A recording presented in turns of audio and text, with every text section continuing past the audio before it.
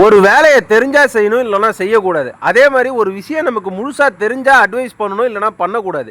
ஆக்சுவலா பார்த்தீங்கன்னா, இப்ப நாசில்ல ஒரு போல்ட் கட் ஆயிருக்கு பார்த்தீங்களா? இந்த போல்ட்ட எடுத்து குடுக்க சொல்லி தான் ஒரு நபர் வந்தாரு.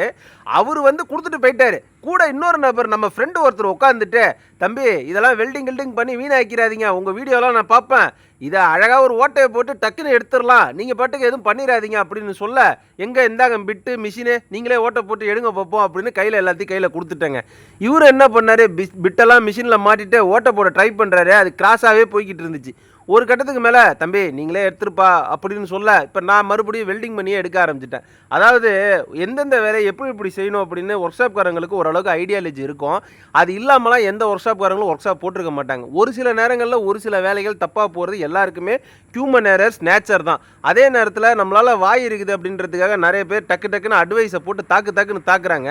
ஆனா அத செய்யுங்கன்னு சொல்லி பிராக்டிகலா கையில குடுக்கும்போது அவங்களால செய்ய முடிய மாட்டேங்குது. இப்ப நீங்க இந்த நாசில பார்த்தாலே தெரிஞ்சிருக்கும். அவர் ஏதேதோ ட்ரை பண்ணாரு. எப்படின்னா சுத்தியல வச்சு, சின்ன வெற்றும்ப வச்சு அடிச்சு, கழட்ட என்னென்னமோ ட்ரை பண்ணாரு. பட் அவரால எடுக்க முடியல. ட்ரில் பிட்டையும் கையில குடுத்தோம், மிஷினையும் கையில குடுத்தோம். அப்பயும் அவரால எடுக்க முடியல. கடைசியில என்ன பண்ணாரு அப்படின்னா, நம்மகிட்டயே குடுத்துட்டாரு.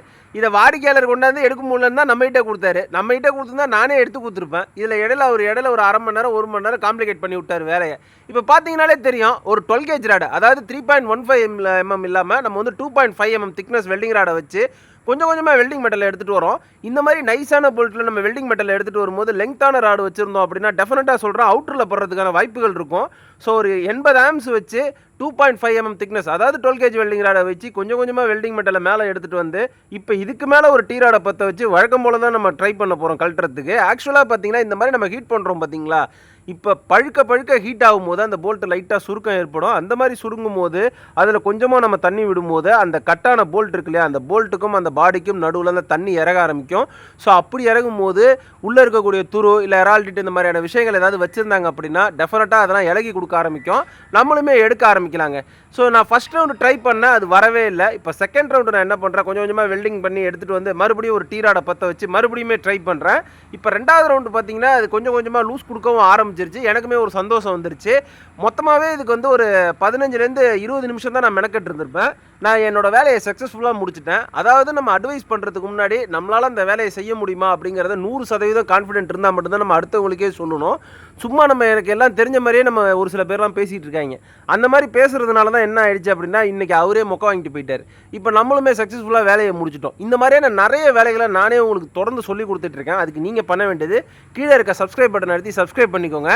நிறைய டிப்ஸ் அண்ட் ட்ரிக்ஸை நீங்கள் கற்றுக்கிட்டீங்க அப்படின்னா இந்த மாதிரி வேலைகளை நீங்களுமே செய்யலாம். நான் ஏதோ அவரை குறை சொல்கிறேன்னு யாரும் தப்பாக நினச்சிட வேண்டாம். அவருக்கு அந்த பற்றின நாலேஜ் கிடையாது. அதாவது வெளிநாட்டில் போயிட்டு ஒரு 2 வருஷம் வேலை பார்த்துட்டு வந்துட்டா உள்நாட்டில் இருக்கவங்களுக்குலாம் மூளை இல்லாதவங்க மாதிரி ஒரு சில பேர்லாம் நினச்சிட்டு இருக்காங்க. அந்த மாதிரிலாம் கிடையாது. நம்ம என்ன வேலை செய்கிறோம் அப்படிங்கிறத கான்ஃபிடென்ட்டாக நம்ம வேலை செஞ்சோம் அப்படின்னா டெஃபினட்டாக அதில் சக்ஸஸ் அடிக்க முடியும்.